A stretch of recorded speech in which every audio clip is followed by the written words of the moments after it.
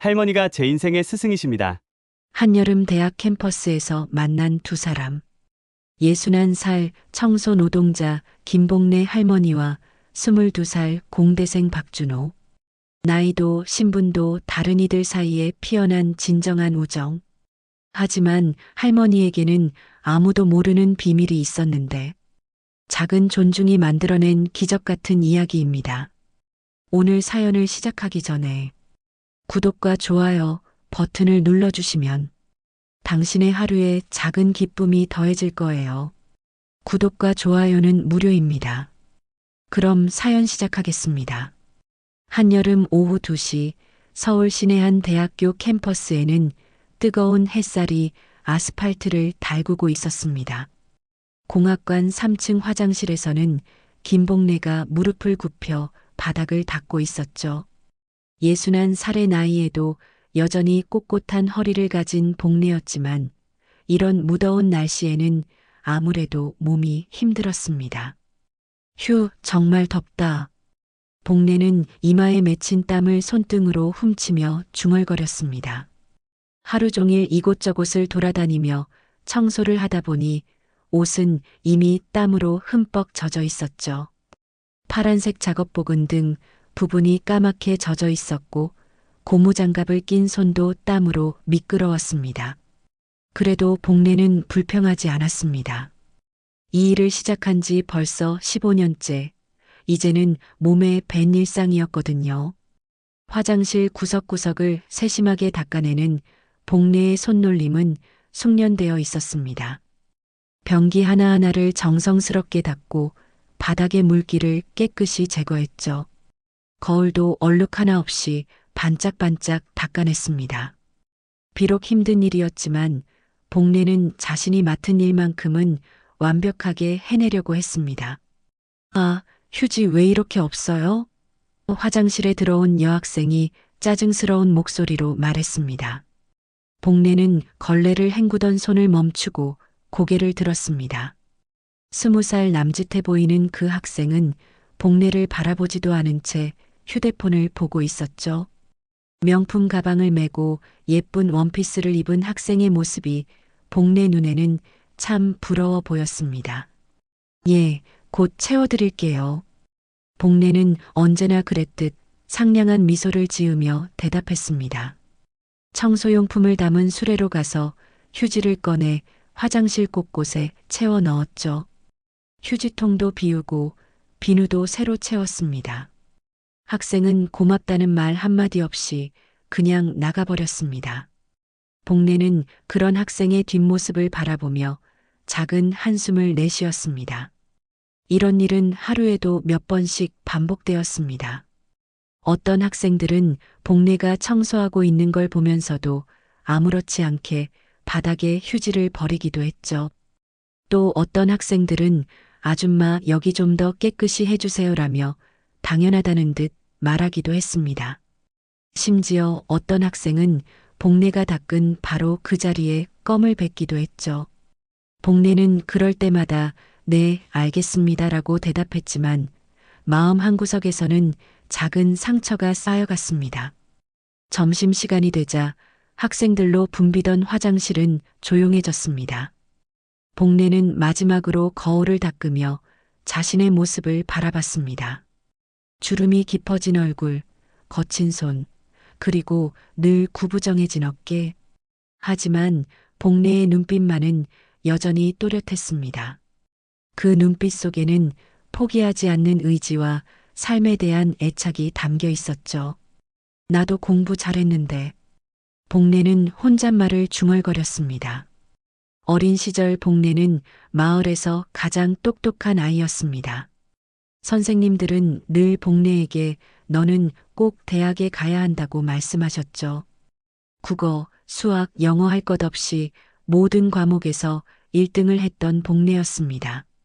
특히 글짓기 대회에서는 시상식마다 복래의 이름이 불렸죠. 하지만 가난한 집안 형편으로는 중학교를 졸업하는 것도 버거웠습니다. 아버지는 일용직 노동자였고 어머니는 남의 집 빨래를 해주며 근근히 생계를 이어갔죠. 복례에게는 어린 동생들이 4명이나 있었습니다. 복례는 15살에 학교를 그만두고 공장에 다니기 시작했죠. 가족들의 생계를 위해서였습니다. 공장에서 일하면서도 복례는 틈틈이 책을 읽었습니다. 도서관에서 빌린 책들을 야간 작업 중 쉬는 시간에 몰래 읽기도 했죠. 동료들은 복례를 이상하게 여겼지만 복례에게 공부는 꿈이자 희망이었습니다. 언젠가는 다시 공부할 수 있을 거라는 믿음을 버리지 않았죠. 결혼 후에도 복례는 아이들을 키우며 여러 가지 일을 했습니다. 식당에서 설거지도 하고 청소 일도 했죠. 그러다가 이 대학에서 청소 일자리를 얻게 되었습니다. 처음 이곳에 왔을 때 복례의 마음은 복잡했습니다. 자신이 그렇게 가고 싶었던 대학에서 다른 방식으로 메일을 보내게 된다니 말이죠. 그렇게 세월이 흘러 지금은 이 대학에서 청소 일을 한 지 15년째입니다. 아이러니했죠. 자신이 그렇게 가고 싶었던 대학에서 꿈꾸던 것과는 전혀 다른 모습으로 있다니 말입니다. 복례는 이곳에서 일하며 학생들을 볼 때마다 자신의 어린 시절을 떠올렸습니다. 그들의 꿈과 열정, 그리고 미래에 대한 희망을 보면서 대리만족을 느끼기도 했죠. 가끔 강의실을 청소할 때면 칠판에 적힌 어려운 공식들을 보곤 했습니다. 물리학, 수학, 화학. 복례는 그런 내용들이 궁금했지만 감히 물어볼 수도 없었죠. 그저 멀리서 바라보며 저런 걸 배우는구나 하고 생각할 뿐이었습니다. 형편이 안 돼서 여기서 이렇게 일하는구나. 복례는 쓸쓸한 웃음을 지었습니다. 하지만 그 웃음 속에는 원망보다는 받아들임이 담겨 있었죠. 복례는 자신의 인생을 한탄하기보다는 이 작은 일이라도 성실히 해내려고 노력했습니다. 어쩌면 이것도 하나의 공부라고 생각했죠. 인생이라는 큰 학교에서 배우는 또 다른 공부 말입니다. 오후 수업이 시작되자 복례는 다시 수레를 밀고 다음 청소 구역으로 향했습니다. 복도를 지나가며 강의실에서 들려오는 교수님의 목소리와 학생들의 웃음소리를 들었죠. 그 소리들이 복례에게는 마치 자장가 같았습니다. 자신이 누리지 못한 대학 생활의 소리들이었지만 그래도 그 소리들 속에서 복례는 작은 행복을 찾고 있었습니다. 복례는 오늘도 묵묵히 자신의 자리에서 최선을 다했습니다. 비록 누군가에게는 보잘것없는 일일지 모르지만 복례에게는 소중한 하루하루였습니다. 다음 날 오후 한여름 태양은 더욱 뜨겁게 캠퍼스를 내리쬐고 있었습니다. 기온은 35도를 넘어서고 있었고 아스팔트에서는 아지랑이가 피어올랐죠. 복례는 평소보다 일찍 출근해서 학생들이 오기 전에 미리 청소를 마치려고 했습니다. 이런 날씨에는 조금이라도 그늘에서 일하는 게 나았거든요. 하지만 현실은 그리 만만하지 않았습니다. 복례는 공학관 전체의 쓰레기를 수거해야 했고 그 무거운 쓰레기 봉투들을 들고 건물 밖 수거함까지 날라야 했습니다. 각 층마다 쌓인 쓰레기들은 생각보다 많았죠. 플라스틱 병, 종이컵, 과자 봉지들이 가득 담긴 봉투는 복례의 체구에 비해 너무 무거웠습니다. 복례는 작은 신음을 내뱉으며 쓰레기 봉투 2개를 들어 올렸습니다. 평소 같으면 괜찮았을 텐데 오늘은 유독 힘이 빠지는 느낌이었죠. 어젯밤 늦게까지 옆집 할머니 간병을 도와드리느라 잠을 제대로 못 잔 탓이었습니다. 하지만 복례는 이런 개인적인 사정을 핑계로 일을 소홀히 할 수는 없었습니다. 1층에서 시작해서 5층까지 복례는 계단을 오르내리며 쓰레기를 수거했습니다. 엘리베이터는 학생들 전용이라 사용할 수 없었죠. 몇 층을 오를 때마다 숨이 가빠졌고 심장이 빠르게 뛰기 시작했습니다. 평소보다 훨씬 심한 더위에 몸이 제대로 따라주지 않았죠. 3층에서 마지막 쓰레기 봉투를 들어 올리려는 순간이었습니다. 복내의 시야가 갑자기 흐려지기 시작했죠. 머리가 어지럽고 다리에 힘이 빠졌습니다. 어떻게? 복내는 벽에 손을 짚으며 간신히 몸을 지탱했습니다. 하지만 곧 무릎이 꺾이면서 몸이 휘청거렸죠. 위험해. 바로 그때 누군가가 재빠르게 다가와 복내의 팔을 잡아주었습니다. 22살의 공대생 박준호였죠. 준호는 복내가 쓰러지기 직전에 몸을 지탱해주며 안전한 곳으로 부축했습니다. 할머니, 괜찮으세요? 얼굴이 너무 빨개지셨어요. 준호의 목소리에는 진심 어린 걱정이 담겨 있었습니다. 복내는 준호를 알고 있었죠. 항상 지나갈 때마다 정중하게 인사를 건네는 몇 안 되는 학생 중 한 명이었습니다. 다른 학생들과 달리 복내를 투명인간 취급하지 않는 아이였죠. 미안해요. 괜찮습니다. 잠깐 어지러웠을 뿐이에요. 복내는 당황한 채로 말했습니다. 이런 모습을 학생에게 보이는 게 부끄러웠거든요. 하지만 준호는 복내를 계단 옆 의자에 앉게 한 후 자신의 가방에서 물병을 꺼냈습니다. 물 좀 드셔야 해요. 이 더위에 무리하시면 안 돼요. 준호는 시원한 물병을 복내의 손에 쥐어주었습니다. 복내는 처음에 사양했지만 준호의 간곡한 권유에 결국 물을 마셨죠. 차가운 물이 목구멍을 타고 내려가자 조금씩 기운이 돌아왔습니다. 준호는 복내 옆에 앉아 부채질을 해주었습니다. 할머니, 이런 날씨에는 자주 쉬면서 일하셔야 해요. 몸이 제일 중요하잖아요. 준호의 말투는 정중하면서도 따뜻했습니다. 복내는 이런 대우를 받아본 지가 언제인지 기억이 나지 않을 정도였죠. 고맙네요, 정말. 학생이 이렇게까지. 복내는 고개를 숙이며 말했습니다. 자신 같은 청소부를 이렇게 챙겨주는 학생을 만나보는 것은 처음이었거든요. 대부분의 학생들은 복내를 없는 사람처럼 여겼는데 준호는 달랐습니다. 당연한 일을 한 것뿐이에요. 준호는 자신의 손수건을 꺼내 복내에게 건넸습니다. 손수건에는 땀 냄새 대신 은은한 세제 향이 났죠. 복내는 그 손수건으로 이마에 땀을 닦으며 마음 한구석이 따뜻해지는 것을 느꼈습니다. 할머니 덕분에 학교가 늘 깨끗해서 좋아요. 감사합니다. 준호의 이 한마디에 복내의 눈가가 촉촉해졌습니다. 15년 동안 이 일을 하면서 이런 말을 들어본 것은 정말 처음이었거든요. 대부분의 사람들은 청소가 당연한 일이라고 생각했지 고마워하는 사람은 거의 없었죠. 아니에요. 제가 당연히 해야 할 일인걸요. 복내는 겸손하게 말했지만 속으로는 큰 감동을 받고 있었습니다. 준호의 말 한마디가 복내에게는 어떤 위로의 말보다도 큰 힘이 되었죠. 준호는 복내 곁에서 10여 분간 머물렀습니다. 지나가는 다른 학생들의 시선을 받기도 했지만 준호는 전혀 신경 쓰지 않았죠. 오히려 복내가 완전히 회복될 때까지 옆에서 돌봐주었습니다. 이제 좀 어떠세요? 준호가 물었습니다. 복내는 이제 많이 나아진 상태였죠. 얼굴색도 돌아오고 어지러움도 사라졌습니다. 많이 좋아졌어요. 정말 고마워요, 학생. 복내는 진심으로 고마워했습니다. 그럼 오늘은 일찍 들어가세요. 내일도 있는 일이잖아요. 이렇게 더운 날은 무리하지 마시고 휴게실에서 잠깐 쉬시면서 일하셔야 해요.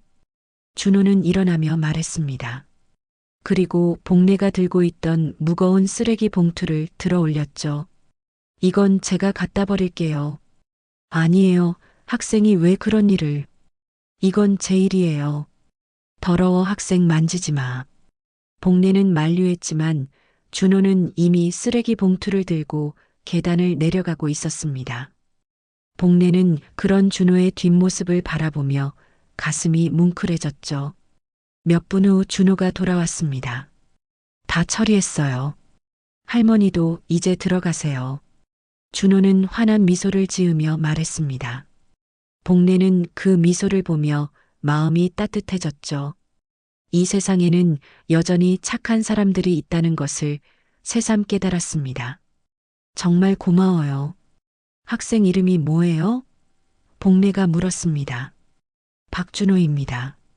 기계공학과 4학년이에요. 준호는 정중하게 대답했습니다. 복례는 그 이름을 마음속에 새겼죠. 박준호, 정말 고마운 학생이었습니다. 그날 오후 복례는 일찍 퇴근할 수 있었습니다. 준호 덕분이었죠. 집으로 가는 길에 복례는 계속 준호를 생각했습니다. 세상에는 아직도 따뜻한 마음을 가진 사람들이 있다는 것을, 그리고 자신의 일도 누군가에게는 의미 있는 일이라는 것을 깨달은 하루였습니다.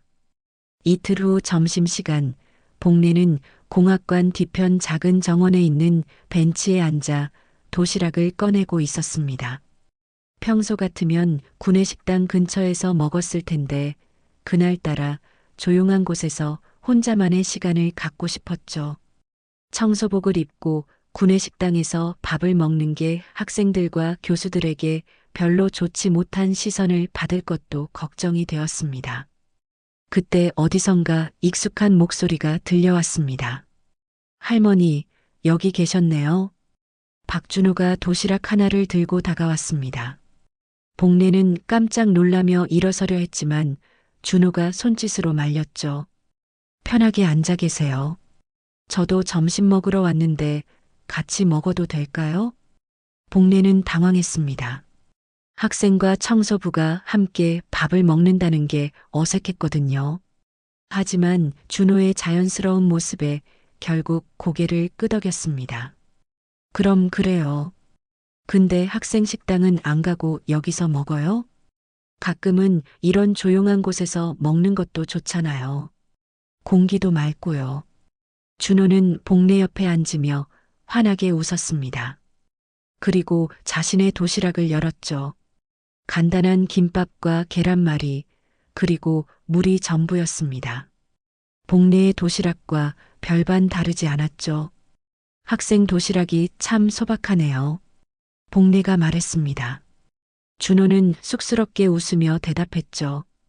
요즘 생활비가 빠듯해서요. 밖에서 사 먹으면 돈이 많이 들거든요. 이렇게 싸와서 먹으면 한 끼에 2,000원 정도면 해결할 수 있어요. 복례는 준호의 말에 마음이 짠해졌습니다. 자신도 그런 시절이 있었기 때문이죠. 학생이 돈 때문에 고생하고 있구나. 부모님 도움은 못 받아요? 이 학교 등록금이 많이 비싸죠? 복례는 조심스럽게 물었습니다. 준호는 잠시 망설이다가 솔직하게 털어놓았습니다. 아버지께서 몇 년 전에 돌아가셨어요. 어머니 혼자서 저와 여동생을 키우시는데 어머니도 식당에서 일하시거든요. 제가 등록금이랑 생활비를 스스로 벌어야 해서요. 복례의 가슴이 저릿해졌습니다. 준호의 이야기가 어린 시절 자신의 모습과 너무나 닮아 있었거든요. 그럼 아르바이트를 많이 하겠네요. 복례가 물었습니다. 네, 하루에 3군데씩 다녀요. 아침에는 신문 배달, 오후에는 과외, 그리고 밤에는 편의점에서 일해요. 밤에 편의점에서 일하다가 아침 강에 들어가면 정신이 하나도 없어요. 준호는 쓴웃음을 지으며 말했습니다. 복례는 준호의 말을 들으며 자신의 막내 아들을 떠올렸습니다. 그 아이도 대학에 다닐 때 이렇게 고생했었죠. 밤낮으로 아르바이트를 하면서도 공부를 놓지 않으려고 애썼던 모습이 겹쳐 보였습니다. 참 대단하구나. 복례는 진심을 담아 말했습니다. 나도 어릴 때 집안 형편이 어려워서 공부를 제대로 못했는데 학생은 그런 어려운 상황에서도 대학까지 다니고 있으니 정말 훌륭해요. 준호는 복례의 말에 고개를 들었습니다. 할머니도 어려운 시절을 보내셨군요. 지금 이렇게 성실하게 일하시는 모습을 보면 정말 존경스러워요. 저보다 훨씬 더 많은 고생을 하셨을 텐데도 항상 밝으시잖아요. 복례는 준호의 말에 마음이 따뜻해졌습니다. 누군가가 자신의 일을 인정해주고 존경한다고 말해주는 것이 이렇게 기쁜 일인지 몰랐거든요. 아니에요. 별거 아닌 일인걸요. 그냥 맡은 일을 하는 것뿐이에요. 아니에요, 할머니. 저는 정말 그렇게 생각해요. 할머니께서 매일 학교를 깨끗하게 만들어 주시니까 우리가 쾌적한 환경에서 공부할 수 있는 거잖아요. 그런데 대부분의 학생들은 그런 걸 당연하게 여기더라고요. 준호의 말에 복례는 눈물이 날 것 같았습니다. 15년 동안 이 일을 하면서 이런 말을 들어본 것은 정말 처음이었거든요. 학생이 그렇게 말해주니까 기분이 참 좋네요. 고마워요. 두 사람은 그렇게 조용히 점심을 먹으며 대화를 나누었습니다. 준호는 자신의 꿈에 대해서도 이야기했죠. 저는 졸업하고 나서 좋은 회사에 취직해서 어머니와 동생을 편하게 해드리고 싶어요. 그리고 언젠가는 어려운 학생들을 도울 수 있는 일도 하고 싶고요. 어떤 일을 하고 싶은데요? 복례가 관심을 보이며 물었습니다. 준호는 잠시 망설이다가 말했죠. 취직하기가 요즘 만만치가 않네요. 얼른 돈 벌어서 훗날에는 형편이 어려운 학생들을 돕고 싶어요. 돈 때문에 공부를 포기하지 않도록 교육재단을 만들고 싶은 꿈이 있어요. 복례의 가슴이 뭉클해졌습니다. 이 젊은 학생이 자신의 어려움을 딛고 다른 사람을 도우려는 마음을 갖고 있다는 것이 정말 대단했거든요. 정말 좋은 생각이네요. 분명 그런 일을 할 수 있을 거예요. 할머니는 어떠세요? 혹시 이루고 싶은 꿈이나 소원이 있으세요? 준호가 물었습니다. 복례는 잠시 망설였습니다.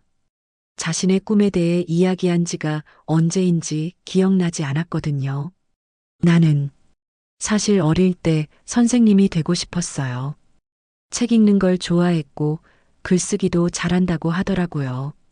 하지만 형편상 그런 꿈을 이룰 수는 없었죠. 복례는 조심스럽게 말했습니다. 준호는 복례의 이야기를 진지하게 들었습니다. 할머니가 선생님이 되셨다면 정말 좋은 선생님이 되셨을 것 같아요.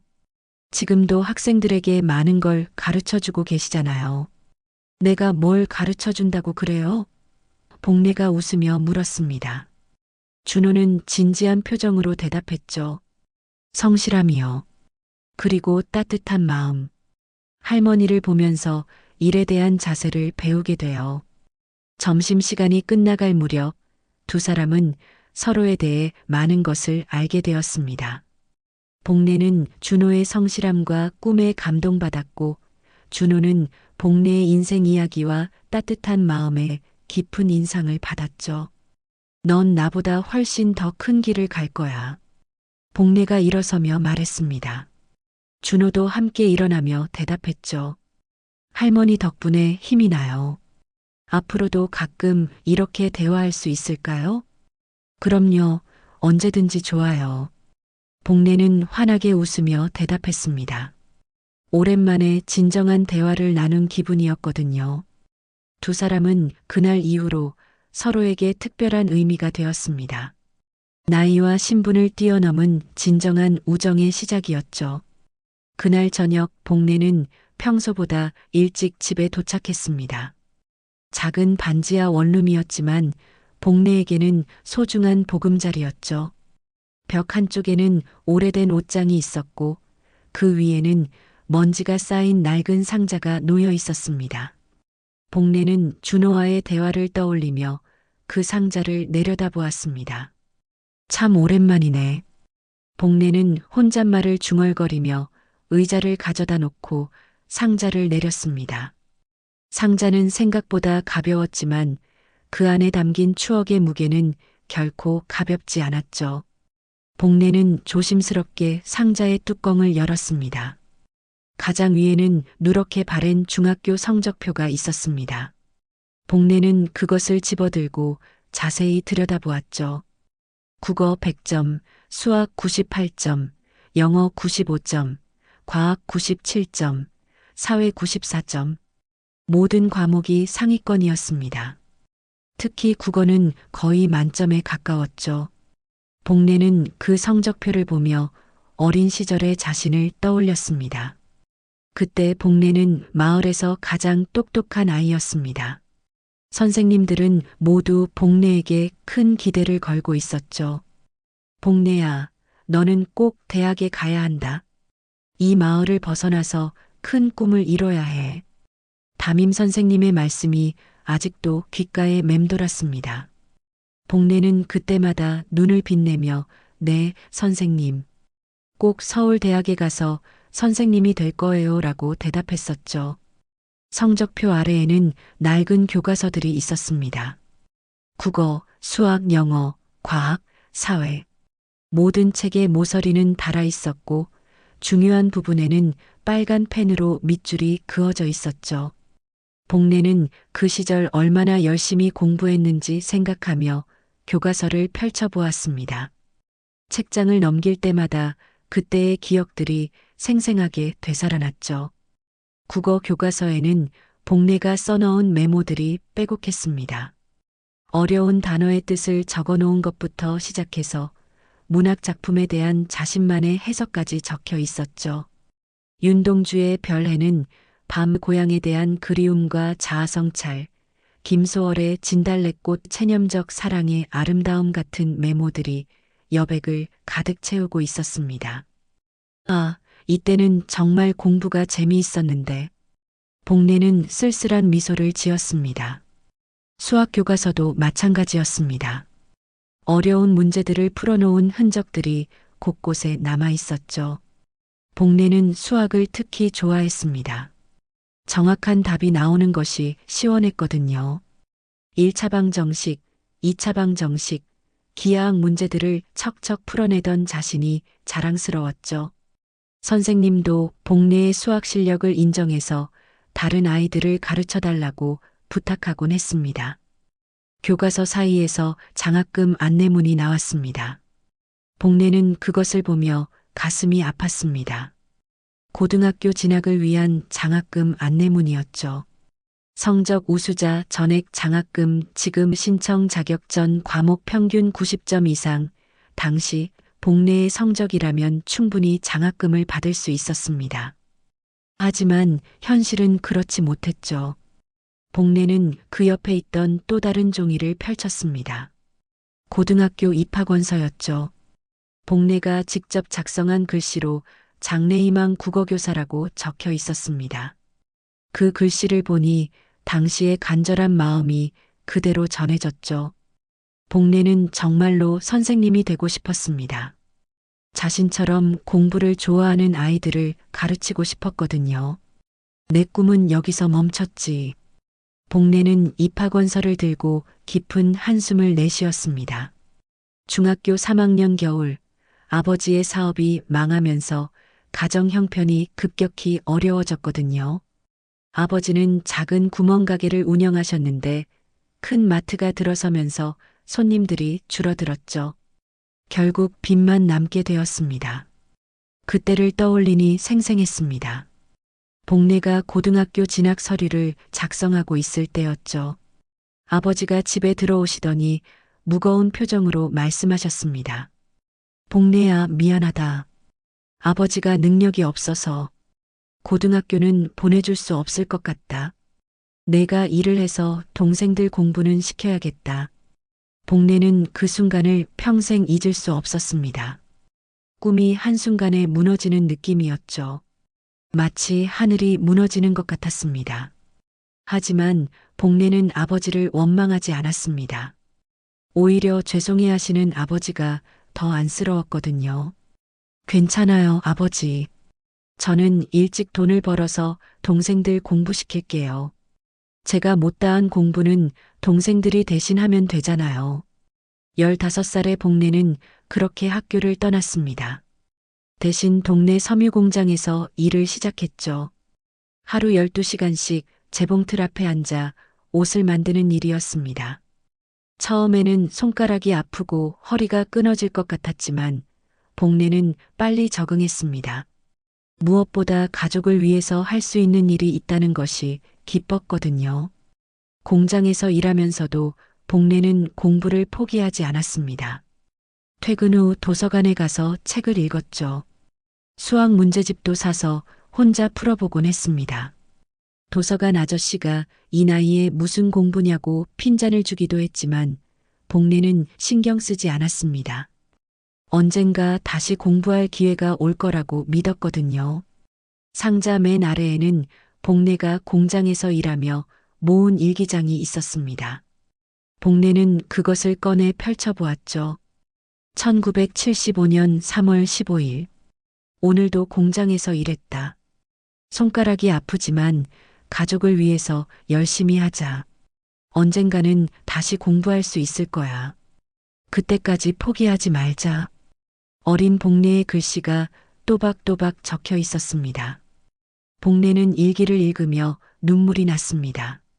그때의 자신이 얼마나 순수하고 희망에 차 있었는지 알 수 있었거든요. 1975년 7월 20일. 오늘 도서관에서 대학교 교육학과 책을 읽었다. 언젠가 나도 저런 걸 배우고 싶다. 꼭 선생님이 될 거야. 비록 공부를 계속할 수는 없었지만 꿈만은 포기하지 않았던 15살의 복례가 기특했습니다. 결혼 후에도 복례는 틈틈이 책을 읽었습니다. 아이들을 키우면서도 교육에는 특별히 신경을 썼죠. 자신이 못다한 공부를 아이들만큼은 마음껏 할 수 있도록 도와주었습니다. 밤늦게까지 아이들 숙제를 봐주고 참고서도 사주었죠. 막내 아들이 대학에 입학했을 때 복례의 기쁨은 이루 말할 수 없었습니다. 공부 잘한다는 말은 여전히 마음속 빛으로 남아 있었구나. 복례는 상자 속 물건들을 다시 정리하며 생각했습니다. 비록 자신의 꿈은 이루지 못했지만 그 꿈이 완전히 사라진 것은 아니었죠. 이 대학에서 청소 일을 하는 것도 어쩌면 그 꿈의 연장선상이었을지도 모릅니다. 학생들 곁에서 그들의 꿈을 응원하는 것, 그것도 하나의 교육이었으니까요. 복례는 준호와의 대화를 다시 떠올렸습니다. 그 아이의 꿈과 의지가 어린 시절 자신의 모습과 너무나 닮아 있었거든요. 가난 속에서도 공부를 놓지 않으려는 모습, 남을 도우려는 마음까지도 말이죠. 그래서 그 아이가 더 특별하게 느껴졌구나. 복례는 이제야 그 이유를 알 것 같았습니다. 다음 주 화요일 점심시간, 복례는 평소처럼 공학관 1층 로비를 청소하고 있었습니다. 학생들이 떨어뜨린 과자 부스러기와 휴지들을 쓸어 담으며 묵묵히 일하고 있었죠. 그때 저 멀리서 익숙한 목소리가 들려왔습니다. 박준호가 누군가와 대화를 나누며 다가오고 있었습니다. 할머니, 안녕하세요. 준호는 복례를 보자마자 환한 미소로 인사했습니다. 복례도 반갑게 웃으며 고개를 끄덕였죠. 준호 학생. 점심은 먹었어요? 복례가 물었습니다. 아직이에요. 할머니는 점심 드셨어요? 준호는 자연스럽게 복례와 대화를 이어갔습니다. 다른 학생들 같으면 그냥 지나쳤을 텐데 준호는 항상 복례에게 관심을 보였죠. 나는 조금 있다가 먹으려고 해요. 이것만 마저 정리하고요. 준호는 복례가 들고 있던 무거운 쓰레기 봉투를 보더니 자연스럽게 손을 내밀었습니다. 제가 들어드릴게요. 너무 무거워 보이는데요. 복례는 처음에는 사양했지만 준호의 고집에 결국 도움을 받게 되었죠. 바로 그때였습니다. 근처에 있던 몇 명의 학생들이 이 장면을 보고 수군거리기 시작했습니다. 그들은 준호와 같은 과 동기들이었죠. 야, 박준호 저거 봐. 청소 아줌마랑 뭐 하는 거야? 한 학생이 다른 친구들에게 속삭였습니다. 진짜 웃기네. 왜 저렇게 친하게 지내는 거야? 다른 학생이 킥킥거리며 말했습니다. 복례는 그들의 시선을 느꼈지만 애써 모른 척했죠. 하지만 준호는 그들의 대화를 다 들었습니다. 학생들은 점점 목소리를 키워갔습니다. 야, 준호야. 청소 아줌마랑 친구냐? 그중 한 명이 대놓고 소리쳤습니다. 주변에 있던 다른 학생들도 고개를 돌려 이쪽을 바라보기 시작했죠. 복래의 얼굴이 빨갛게 달아올랐습니다. 별난 애네, 진짜. 왜 저런 일에 신경 써? 또 다른 학생이 비웃듯 말했습니다. 나중에 취업할 때 그런 거 도움되나? 시간 낭비 아니야? 그들의 말은 점점 더 거칠어졌습니다. 복래는 가슴이 철렁했습니다. 준호가 자신 때문에 동기들에게 놀림받는 것이 너무 미안했거든요. 학생, 괜찮아요. 저는 혼자 할 수 있어요. 복래가 조용히 말했습니다. 하지만 준호는 쓰레기 봉투를 놓지 않았죠. 준호야, 뭐 하는 거야? 빨리 와. 동기 중 한 명이 손짓하며 불렀습니다. 하지만 준호는 움직이지 않았습니다. 대신 그들을 향해 천천히 걸어갔죠. 복래는 불안한 마음으로 준호를 바라봤습니다. 준호는 동기들 앞에 서서 조용히 말했습니다. 청소해 주시는 분 덕분에 우리가 공부할 수 있는 거잖아. 나는 감사해야 한다고 생각해. 준호의 목소리는 차분했지만 단호했습니다. 뭔 소리야? 그런 건 당연한 거 아니야? 돈 받고 하는 일인데. 한 학생이 어이없다는 표정으로 말했습니다. 그럼 너도 편의점 알바생한테 매번 고맙다고 하냐? 준호는 잠시 생각하더니 대답했습니다. 그럼요. 당연히 감사하게 생각해요. 누군가의 수고 덕분에 우리가 편리하게 살 수 있는 거잖아요. 준호의 대답에 학생들은 당황했습니다. 야, 진짜 이상한 애네. 그런 식으로 살면 힘들어. 다른 학생이 고개를 저으며 말했습니다. 세상이 얼마나 각박한데 그런 여유가 어디 있어? 자기 일도 바쁜데. 주변에 있던 다른 학생들도 하나둘씩 모여들기 시작했습니다. 어떤 학생들은 준호를 이상하게 바라봤고 어떤 학생들은 그냥 구경거리로 여겼죠. 복래는 이런 상황이 더욱 커지는 것이 두려웠습니다. 학생들, 그만해요. 쟤 때문에 싸우지 마세요. 복래가 나서서 말했습니다. 하지만 학생들은 복래의 말을 무시했죠. 오히려 더 큰 소리로 이야기를 계속했습니다. 아줌마 신경 쓰지 마세요. 어차피 준호 혼자만 이상한 거니까. 한 학생이 복래를 향해 말했습니다. 그 말투에는 무시하는 뉘앙스가 담겨 있었죠. 복래는 가슴이 아팠습니다. 준호는 더 이상 참을 수 없었습니다. 할머니를 그런 식으로 대하지 마세요. 할머니도 우리와 똑같은 사람이에요. 존중받을 권리가 있어요. 준호의 목소리에는 분노가 섞여 있었습니다. 야, 너 왜 이렇게 예민하게 굴어? 우리가 뭐 잘못했다고? 학생들은 준호의 반응을 이해하지 못했습니다. 그들에게는 복래가 그저 청소를 하는 사람일 뿐이었거든요. 잘못한 게 없다고 생각해요? 준호가 반문했습니다. 다른 사람을 무시하고 조롱하는 게 잘못이 아니라고 생각해요? 준호의 말에 주변이 잠시 조용해졌습니다. 한 학생이 어깨를 으쓱하며 말했습니다. 뭔 무시야? 그냥 사실을 말한 건데. 청소부면 청소부지. 뭘 그렇게 거창하게 생각해?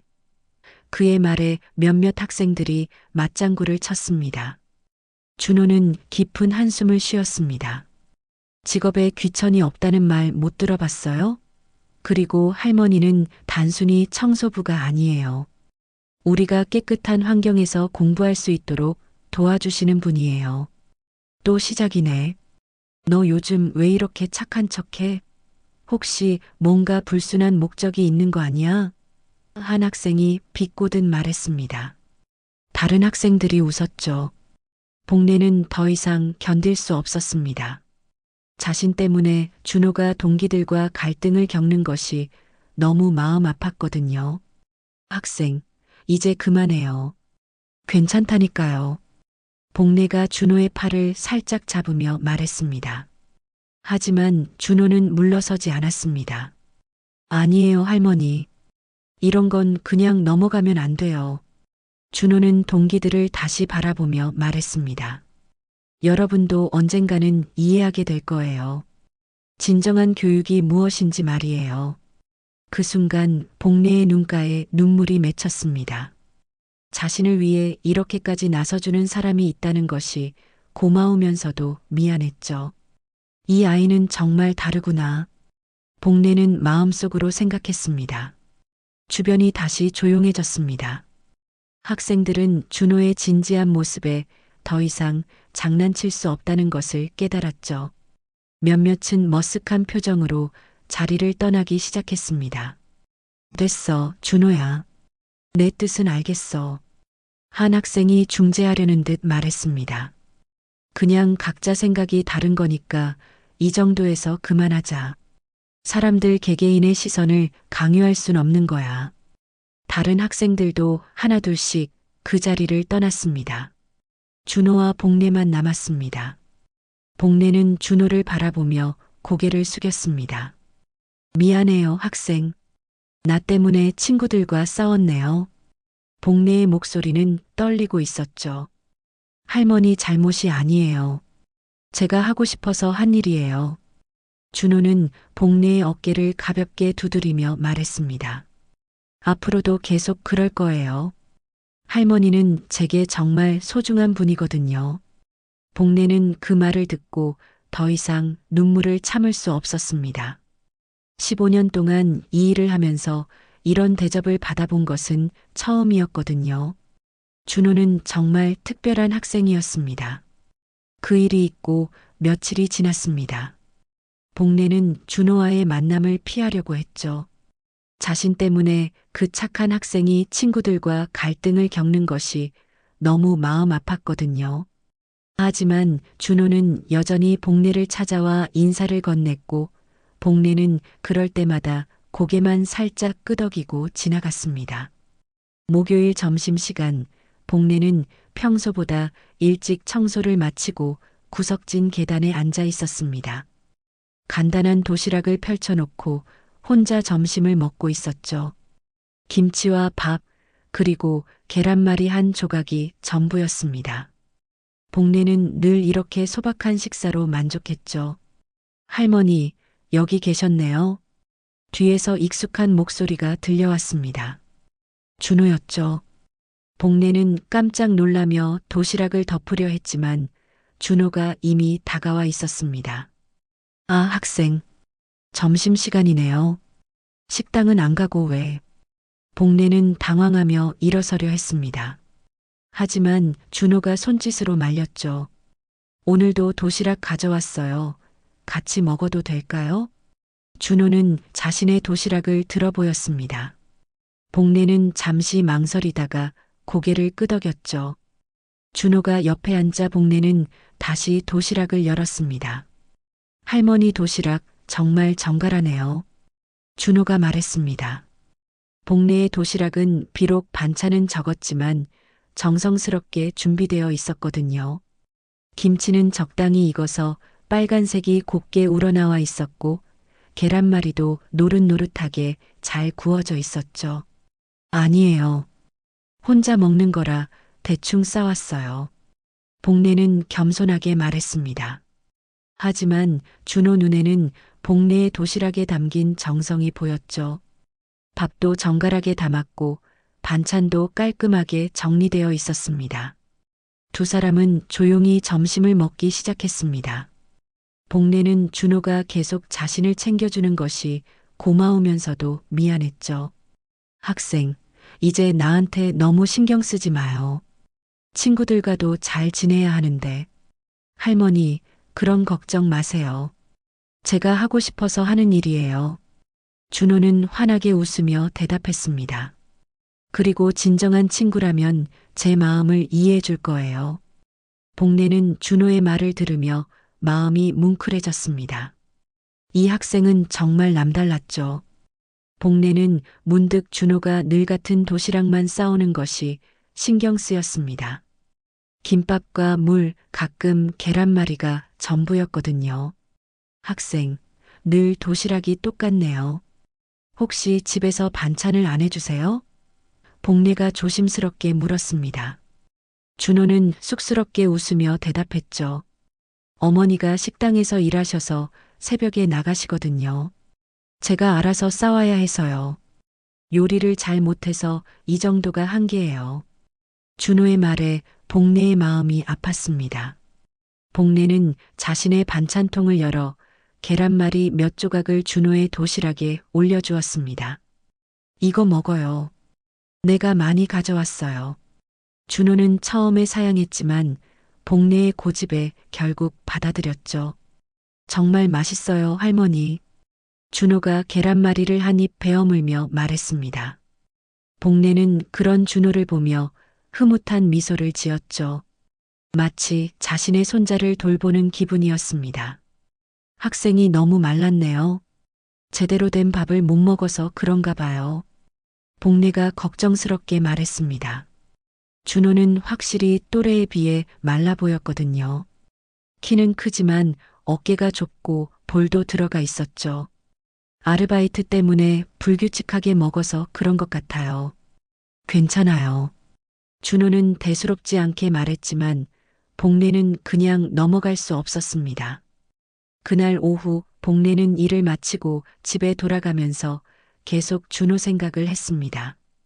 저렇게 어린 나이에 혼자서 모든 걸 해결해야 하는 준호가 안쓰러웠거든요. 복례는 무언가 해줄 수 있는 일이 없을까 고민했습니다. 다음 날 금요일 복례는 평소보다 일찍 일어나 특별한 준비를 했습니다. 도시락을 2개 싸는 것이었죠. 하나는 자신 것이고 다른 하나는 준호를 위한 것이었습니다. 복례는 정성스럽게 반찬을 만들었죠. 소고기 볶음, 시금치 나물, 계란말이, 그리고 김치까지 다양하게 준비했습니다. 점심시간이 되자 복례는 어제와 같은 계단으로 갔습니다. 준호가 나타나기를 기다리며 도시락을 펼쳐놓았죠. 얼마 후 준호가 나타났습니다. 할머니, 오늘도 여기서 드세요? 준호가 반갑게 인사했습니다. 복례는 준호가 앉기를 기다린 후 조심스럽게 말했습니다. 학생, 이거 받아요. 복례는 정성스럽게 싼 도시락을 준호에게 내밀었습니다. 준호는 깜짝 놀랐죠. 이게 뭐예요, 할머니? 내가 많이 못 가지런히 살아도 내가 허기질까봐. 복례의 목소리는 떨리고 있었습니다. 자신이 할 수 있는 최선의 방법으로 준호를 돕고 싶었거든요. 준호는 도시락을 받아들고 뚜껑을 열어보았습니다. 색깔도 고운 반찬들이 정갈하게 담겨 있었죠. 준호의 눈가가 촉촉해졌습니다. 할머니, 이런 걸 언제 준비하셨어요? 새벽에 일찍 일어나서 했어요. 별거 아니에요.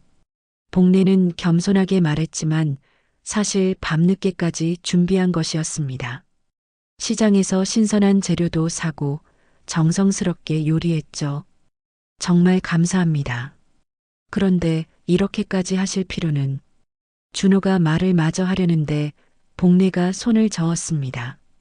학생이 나한테 얼마나 잘해줬는데 이 정도는 당연한 거예요.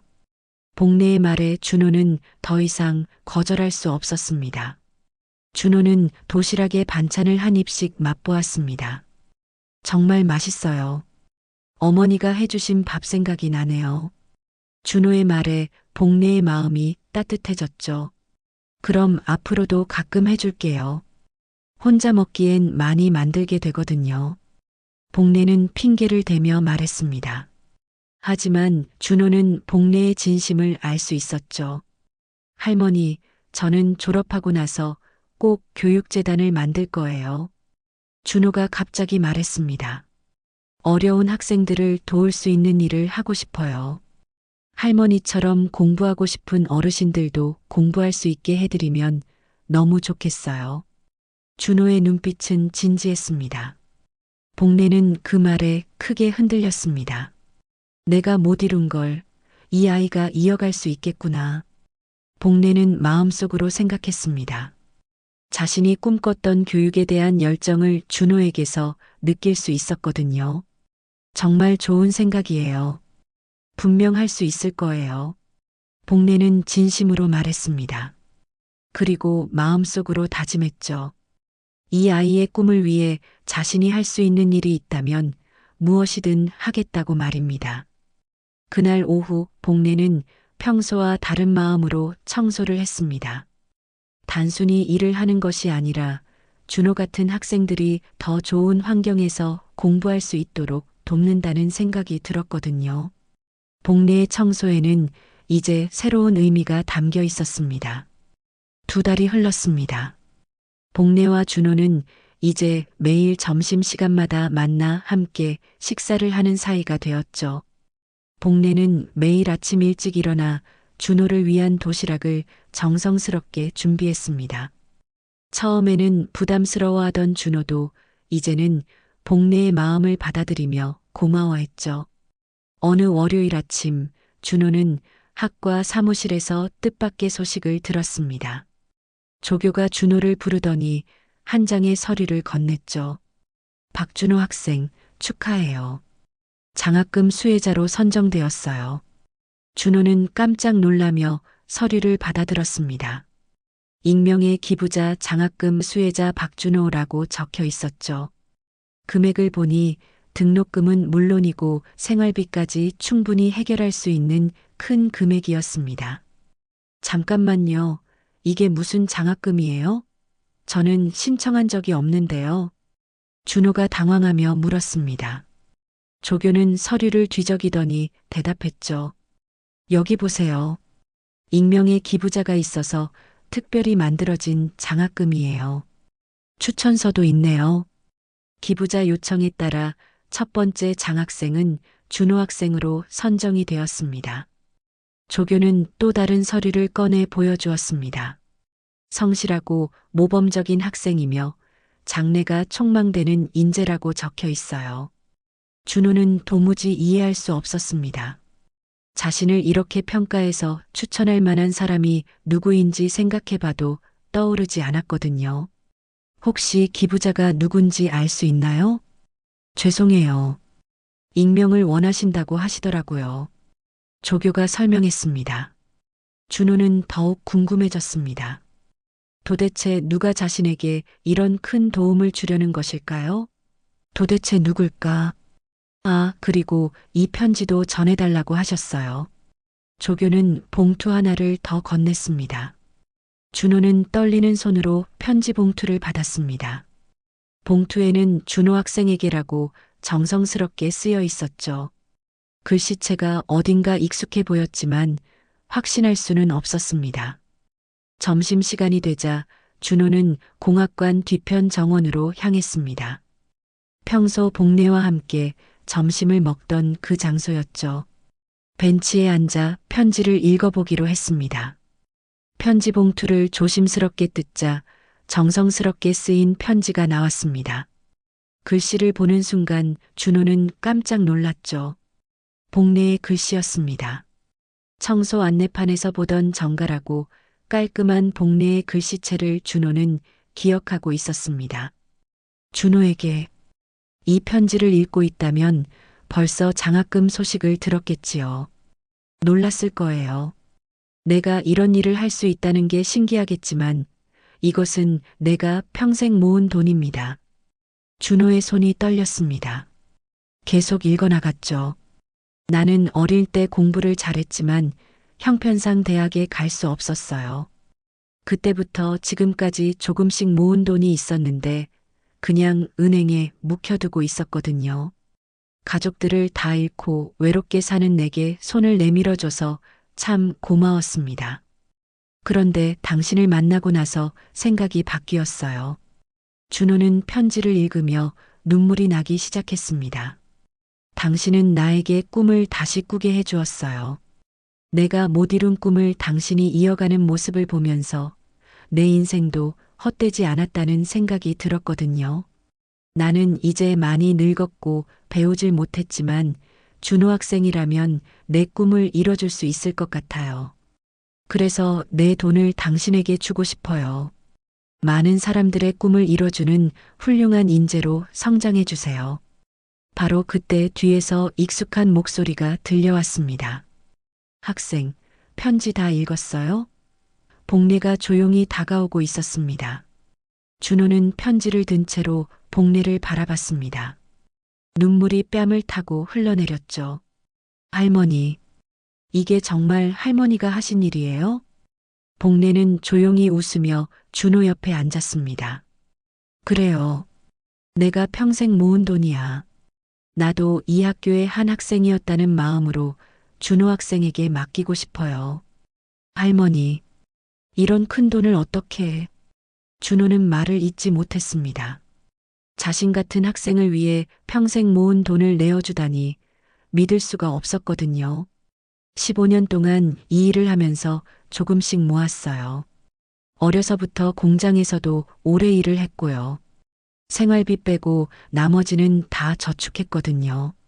처음엔 나중에 아플 때 쓰려고 했는데 복례는 잠시 말을 멈췄습니다. 하지만 당신을 만나고 나서 생각이 바뀌었어요. 내 돈이 당신 같은 학생의 미래를 위해 쓰인다면 그게 더 의미 있는 일이라고 생각했거든요. 준호는 더 이상 참을 수 없어 울음을 터뜨렸습니다. 그리고 벤치에서 일어나 복례 앞에 무릎을 꿇었죠. 할머니, 정말 감사합니다. 할머니가 제 인생의 스승이십니다. 평생의 은인으로 모실게요. 복례는 준호의 어깨를 어루만지며 말했습니다. 일어나요, 학생. 이런 걸로 절할 일이 아니에요. 하지만 복례의 눈가에도 눈물이 맺혀 있었죠. 할머니, 저는 이 은혜를 평생 잊지 않을게요. 그리고 꼭 약속드릴게요. 정말로 어려운 학생과 어르신들을 돕고 살겠습니다. 준호의 목소리는 떨리고 있었지만 의지는 확고했습니다. 나는 그냥 당신이 행복하면 돼요. 당신의 꿈을 이루는 것만으로도 내겐 충분한 보답이에요. 복례는 진심으로 말했습니다. 준호는 일어나서 복례의 손을 꼭 잡았습니다. 할머니는 저에게 정말 특별한 분이에요. 할머니 덕분에 저는 세상을 다르게 보게 되었어요. 나도 마찬가지야. 학생 덕분에 내 인생이 다시 의미를 갖게 되었어요. 복례는 웃으며 대답했습니다. 두 사람은 그날 오후 늦게까지 정원에서 이야기를 나누었습니다. 복례는 준호에게 자신의 어린 시절 이야기를 더 자세히 들려주었고, 준호는 앞으로의 계획에 대해 구체적으로 말해주었죠. 할머니, 저는 이 장학금을 받는 첫 번째 학생이지만 마지막이 되지는 않을 거예요. 언젠가 제가 더 많은 학생들을 도울 수 있도록 하겠습니다. 준호의 다짐을 들으며 복례는 자신의 선택이 옳았다는 확신을 가졌습니다. 그날 저녁 복례는 집에 돌아가며 마음이 한결 가벼워졌습니다. 평생 모은 돈을 모두 내어주었지만 전혀 아깝지 않았거든요. 오히려 그 돈이 정말 의미 있는 곳에 쓰였다는 생각에 기뻤습니다. 준호도 그날 밤 잠들기 전까지 복례의 은혜에 대해 생각했습니다. 단순히 돈을 받은 것이 아니라 진정한 사랑과 믿음을 받았다는 것을 깨달았죠. 이제 준호에게는 새로운 책임감이 생겼습니다. 복례의 기대에 부응하는 사람이 되어야 한다는 것이었습니다. 석 달 후 2월의 차가운 겨울바람이 캠퍼스를 휩쓸고 있었습니다. 졸업식을 일주일 앞둔 준호는 마지막 시험을 마치고 복례를 찾아갔습니다. 평소와 다름없이 복례는 화장실을 청소하고 있었죠. 하지만 이제 준호 눈에 보이는 복례의 모습은 전과 달랐습니다. 단순한 청소부가 아니라 자신의 인생을 바꿔준 은인이었거든요. 할머니, 안녕하세요. 준호가 따뜻하게 인사했습니다. 복례는 반갑게 웃으며 걸레질하던 손을 멈췄죠. 준호 학생. 시험 다 끝났어요? 네, 오늘 마지막 시험이었어요. 이제 진짜 졸업이네요. 준호의 목소리에는 기쁨과 동시에 아쉬움이 섞여 있었습니다. 졸업은 기쁘지만 복례와 헤어져야 한다는 생각에 마음이 무거웠거든요. 축하해요. 정말 수고했어요. 복례는 진심으로 축하해 주었습니다. 지난 몇 달 동안 준호가 얼마나 열심히 공부하는지 지켜봤거든요. 장학금을 받은 후 준호는 더욱 열정적으로 학업에 임했습니다. 할머니 덕분이에요. 할머니가 아니었다면 졸업도 못했을 거예요. 준호는 고개를 숙이며 말했습니다. 장학금 덕분에 아르바이트를 줄이고 공부에 전념할 수 있었죠. 졸업식 당일 준호는 검은 학사모와 가운을 입고 가족들과 함께 대강당에 앉아 있었습니다. 어머니와 여동생이 자랑스러운 표정으로 준호를 바라보고 있었죠. 하지만 준호의 시선은 계속 강당 뒤편을 향했습니다. 복례가 올 수 있을지 궁금했거든요. 졸업식이 시작되고 학장의 축사가 끝났을 때 준호는 단상으로 나아갔습니다. 우수 졸업생 대표로 답사를 하게 된 것이었죠. 준호는 마이크 앞에 서서 강당을 둘러봤습니다. 그때 맨 뒤편에서 복례가 조용히 서 있는 것을 발견했습니다. 복례는 평소 입던 작업복 대신 깔끔한 옷을 입고 있었습니다. 준호를 위해 특별히 차려입은 것이었죠. 복례와 눈이 마주치자 준호는 마음이 뭉클해졌습니다. 안녕하십니까? 기계공학과 박준호입니다. 준호는 또렷한 목소리로 말문을 열었습니다. 오늘 이 자리에서 졸업을 맡게 되어 영광입니다. 하지만 제가 여기까지 올 수 있었던 것은 많은 분들의 도움이 있었기 때문입니다. 강당은 조용해졌습니다. 준호는 잠시 숨을 고르고 이어서 말했습니다. 대학 생활을 하면서 저는 많은 것을 배웠습니다. 전공 지식도 중요하지만 그보다 더 소중한 것을 배웠습니다. 바로 존중의 의미입니다. 청중들이 고개를 들어 준호를 주목했습니다. 준호는 복례를 바라보며 계속했죠. 존중은 직업이 아니라 마음에서 시작됩니다. 누군가의 사회적 지위나 경제적 능력으로 그 사람의 가치를 판단해서는 안 됩니다. 모든 사람은 존중받을 권리가 있습니다. 강당 곳곳에서 고개를 끄덕이는 사람들이 보였습니다. 준호의 말에 공감하는 것 같았죠. 저에게 이런 소중한 가르침을 주신 분이 계십니다. 준호는 목소리를 높였습니다. 저희가 깨끗한 환경에서 공부할 수 있도록 묵묵히 수고해 주시는 청소 노동자 김복례 할머니입니다. 강당이 술렁였습니다. 사람들이 웅성거리기 시작했죠. 하지만 준호는 흔들리지 않고 계속 말했습니다. 할머니는 저에게 진정한 교육이 무엇인지 보여주셨습니다. 책에서 배울 수 없는 인생의 지혜를 가르쳐 주셨죠. 그리고 무엇보다 한 사람의 인격체로서 저를 존중해 주셨습니다. 복례는 뒤에서 눈물을 참으며 준호를 바라봤습니다. 자신 같은 사람을 이렇게 많은 사람들 앞에서 소개해 주다니 꿈에도 생각하지 못한 일이었거든요. 할머니께서는 평생 모아온 돈으로 제게 장학금을 주셨습니다. 그 돈이 없었다면 저는 졸업할 수 없었을 것입니다. 준호의 목소리가 떨렸습니다.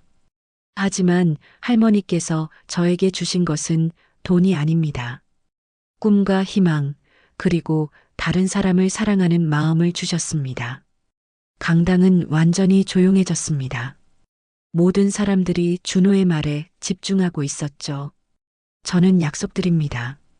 할머니께서 보여주신 사랑을 다른 사람들에게 전하겠습니다. 그리고 어려운 학생들을 돕는 일을 평생 계속하겠습니다. 준호는 복례를 향해 깊게 고개를 숙였습니다. 할머니, 정말 감사합니다. 그 순간 강당에 박수가 터져 나왔습니다. 처음에는 몇 명이 치던 박수가 점점 커져서 결국 모든 사람들이 일어나 박수를 쳤죠. 복례는 그 박수 소리를 들으며 평생 잊지 못할 감동을 느꼈습니다. 졸업식이 끝난 후 준호는 가족들과 함께 복례를 찾아갔습니다. 복례는 강당 밖에서 조용히 기다리고 있었죠. 할머니 와주셔서 정말 감사해요. 준호가 복례의 손을 잡으며 말했습니다. 준호의 어머니도 복례에게 깊게 인사했죠. 정말 고맙습니다. 우리 아들을 이렇게 돌봐주셔서. 준호 어머니의 목소리도 떨리고 있었습니다. 복례는 손사래를 치며 대답했죠. 아니에요. 제가 더 고마워요. 준호 덕분에 제 인생도 의미를 찾았거든요.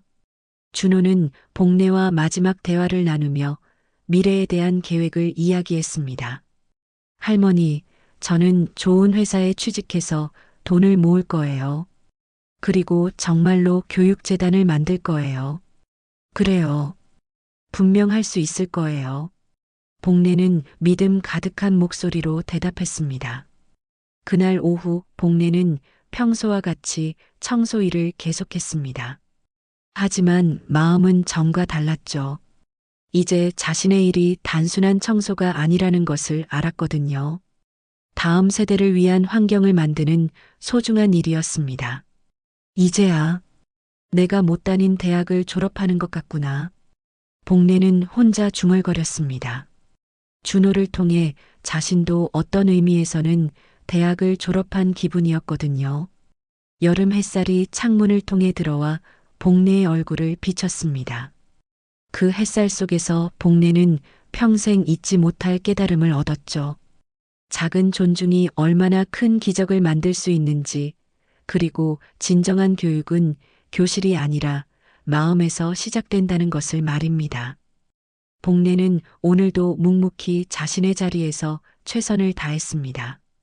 이제 그 일에는 새로운 의미가 담겨 있었죠. 단순한 청소가 아니라 미래의 준호들을 위한 사랑의 표현이었습니다. 그리고 언젠가 준호가 약속을 지켜 더 많은 학생들을 도울 것이라는 희망을 품고 있었습니다. 오늘의 이야기 들어주셔서 감사합니다. 앞으로도 인생의 지혜를 밝히는 감동적인 사연으로 찾아뵙겠습니다. 좋아요와 구독도 잊지 말고 눌러주시고 댓글로 응원의 메시지를 남겨주세요. 오늘도 여러분들께 꽃길 인생만 펼쳐지길 바라고 응원하겠습니다.